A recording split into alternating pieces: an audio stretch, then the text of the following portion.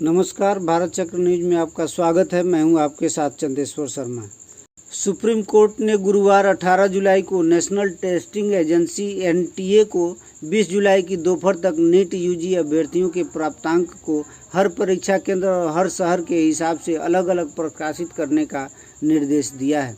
Media के मुताबिक अभ्यर्थियों की गोपनीयता की रक्षा को लेकर केंद्र सरकार द्वारा याचिका पर पीठ ने मौखिक रूप से कहा कि एनटीए डमी रोल नंबर जारी करके परीक्षा देने वालों की पहचान छिपा सकता है। स्नातक स्तर की चिकित्सा प्रवेश परीक्षा नीट यूजी प्रश्नपत्र लीक के आरोपों के कारण चर्चा में है।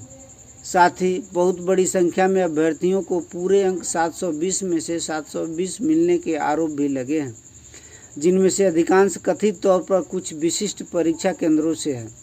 यह परीक्षा 5 मई को 571 शहरों और 4750 केंद्रों पर आयोजित की गई थी, जिसमें लगभग 23 लाख छात्रों ने सरकारी और निजी कॉलेजों की 1.8 लाख एमबीबीएस सीटों के लिए अपना भाग्य आजमाया था, जिन्होंने सीबीआई को केस हस्तांतरित किए जाने से इसकी शुरुआत जांच की थी।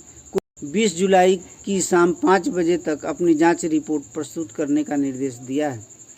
गुरुवार को मुख्य न्यायाधीश DY Chandrachud, justice JB Pardiwala और जस्टिस मनोज मिश्रा की पीठ ने दिन भर चली सुनवाई के बाद यह निर्देश पारित किया और मामले की अगली सुनवाई 22 जुलाई तक के लिए स्थगित कर दी। गुरुवार की सुनवाई के दौरान पीठ ने मौखिक रूप से टिप्पणी की कि प्रथम दृष्टया प्रश्न पत्र लीक की घटना बिहार के हजारीबाग और पटना तक ही सीमित है और इसलिए दोबारा परीक्षा की आवश्यकता नहीं है। हालांकि पीठ ने यह भी कहा कि वह पुनः परीक्षा पर कोई भी आदेश पारित करने से पहले विभिन्न जांच रिपोर्ट और छात्रों के वकीलों द्वारा दी गई दलीलों की जांच करेंगी।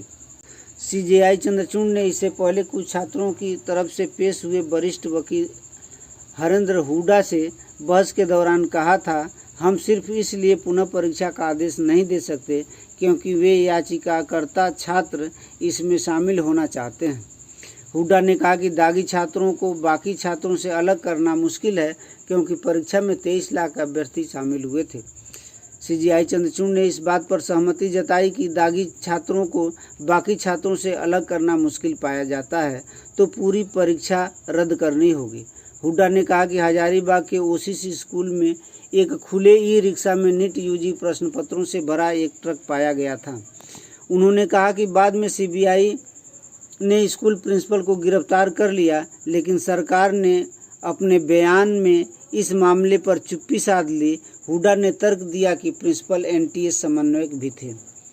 उन्होंने आरोप लगाया कि परीक्षा से एक दिन पहले 4 मई से ही लीक हुए प्रश्नपत्र सोशल मीडिया पर प्रसारित हो रहे थे। केंद्र की ओर से सॉलिसिटर जनरल तुषार मेहता और NTA के वकील नरेश कौशिक ने कहा कि टेलीग्राम जैसे सोशल मीडिया प्लेटफॉर्म पर कथित रूप से प्रसारित दस्तावेज बनावटी थे। मेहता ने कहा कि कथित तौर पर पेपर लीक परीक्षा के दिन 5 मई को सुबह 8:20 पर हुआ और इसमें अधिकतम 150 छात्र लाभान्वित हो सकते थे। बता दें कि कथित अनियमितताओं से संबंधित 38 याचिकाएं सर्वोच्च न्यायालय में लंबित है। धन्यवाद।